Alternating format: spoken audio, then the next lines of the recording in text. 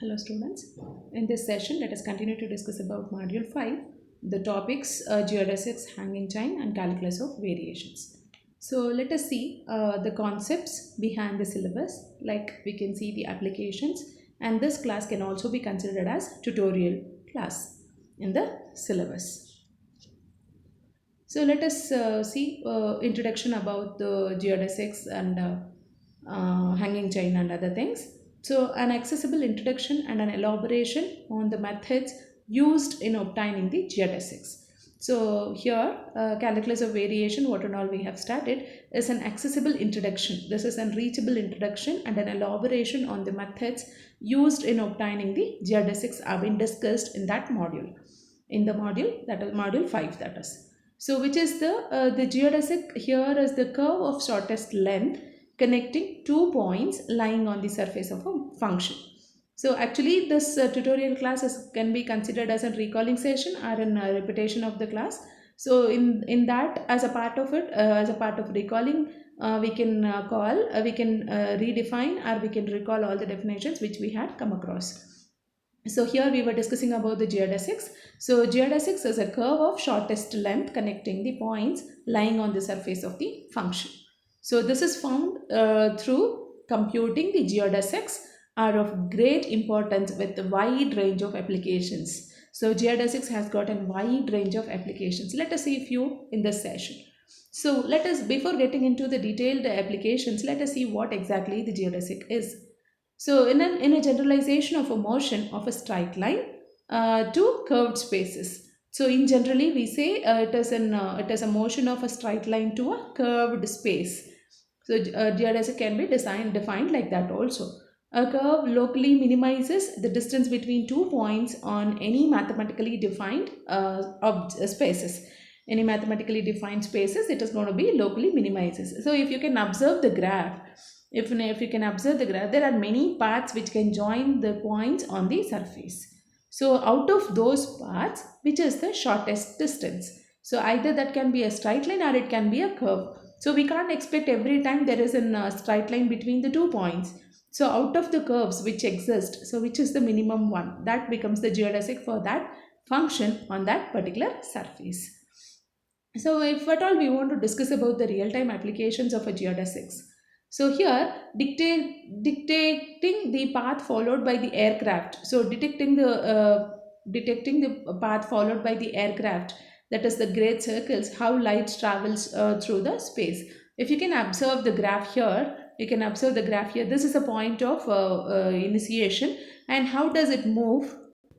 So you can observe the lights traveled in this graph, so that you will observe. So each and every path has been traveled by any of the aircraft looks like a curve. For example, this is one curve, and you can see many more curves here, and you can also see if this is a point of initiation, there are curves. So all these are the geodesics. So this geodesics, the application of the geodesics can be used while tracing the path traveled by an aircraft. Okay. And that can be in kilometers, or it can be in light years, or it can be anything, but the shape of the path which has been used by an aircraft is an geodesic. So because even if you want to come across a Google map, so you might have seen, if at all you want to travel from one place to another place, and if you put a destination point on a Google map, it tells you many suggestions about the route from this point A to point B, how you can reach. But among those routes, it also tells the shortest distance. And with respect to the other routes, the Google Maps also indicates where there is a high density traffic also will be specified by the map. How is it possible? All these concepts which we have been used by the Google Maps are the concepts of geodesics. So in the process of mapping a 2D image to a 3D surface, and the robot motion planning also been used the concept of geodesics. So there are wide range of applications. Here I could mention only very few. So one more example can be like process of the mapping of a 2D image to 3D image, and the robot motion planning also uses the concept of geodesics. So now one more real-time application what we can see here is the world shaped geometry is similar to the sphere. So if you observe the world shape, it is a geometry similar to the sphere. And again, sphere is having many longitudes and latitudes, all those being measured. And if you look closely, observe them, they are all the curves. And the shortest path is the intersection of the plane and sphere, which is a great circle. So that is another application that we can see as a real-time application. Coming on to the medical field, that was for an astrophysics, and this what we are discussing about is for a biological field. So when we want to observe in our body the application of a geodesics, so look at the graph or look at the picture which I had shown here. So if we look at the arm shaped geometry similar to the cylinder, we will be able to find the shortest path in the surgery. So coming on to the point of surgery, so if the doctor wants to make any surgery on an arm, so straight away they will not do it. So what do they do is first identify the location of the point where the surgery is going to be happen. And to reach that point to do a surgery, they have to identify a shortest distance. The small distance need to be whatever the maximum possible shortest distance need to be identified by a surgeon first. Only then they'll get into the surgery point. So you can observe on the graph there is a cylinder. If this arm has been written in the form of a cylinder, the shortest distance between this and surgery is going to happen here. Then they have to identify a right direction the part has to be cut and do the surgery. So the concept of geodesics is applicable here too. And coming to the clinical technology, you can see the picture which is the lungs, and this lung can be written as a combination of cylinder and a cone. So again, if at all any surgery or any thing to be done with respect to the lungs, then you have to have a shortest distance to travel to the lungs, to reach to the lungs to do a surgery. So even there the concept of geodesics and the calculus of variation come into the picture. If we take both of the cylinder and the cone, stick together, and you can find the geodesic path, it would be applied in during the issues with respect to the lungs. That was about your geodesics. So there is one more geodesic which we had come across was a hanging chain. Then let us see one of the application of hanging chain. So what is hanging chain? As the name itself indicates, a chain has been taken and hanged at a particular place. How do we hang it? There will be two fixed points and we're going to fix the hang. If you look at this graph, these are the end points where the chain has been fixed. And this chain has been fixed with this certain gravity, and this chain is having some density and mass applied on it, on all that things. So if at all this is a real-time application, and the graph looks like this. So hanging chains assume the shape of the minimal bending stress and thus are ubiquitous in engineering applications such as catenary shape in the design of arc. So this is what the application of hanging chain is. So how exactly it is bent? How, like, it can withhold the maximum load. You cannot just squeeze it to this form. Like I want to show you this. So this chain, for example, the chain thickness is so big, and if at all you want to hang like this, it becomes very difficult for us to place it. But the same chain with the thickness of 5 centimeters or little more weight, if it has been hanged like this, it will have more durability, as well as it can be used for many other purpose. So based on the thickness, density and the mass of the chain, we will be deciding how best we can use this.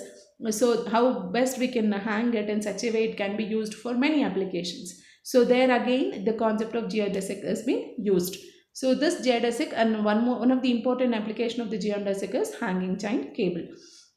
And that is why, because of this quality only, engineering field has got more applications from engineering concepts will be using more of this concept of geodesics. In some of the engineering applications such as Derris turbine, hanging chain shapes are used for turbine blend shapes.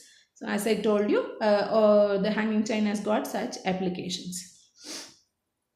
Now coming on to the application of calculus of variation, the subject of calculus of variation is to find the optimal solution to the engineering problems, where the optimum may be a certain quantity, a shape or a function.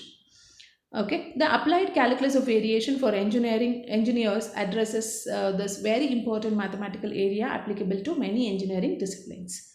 So this is how we can use. How exactly is again a question mark. So one by one, if at all we want to study, it is going to be another module. So anyway, so have a basic concept about these things, and you can go to Google, and you can also search for more information on it.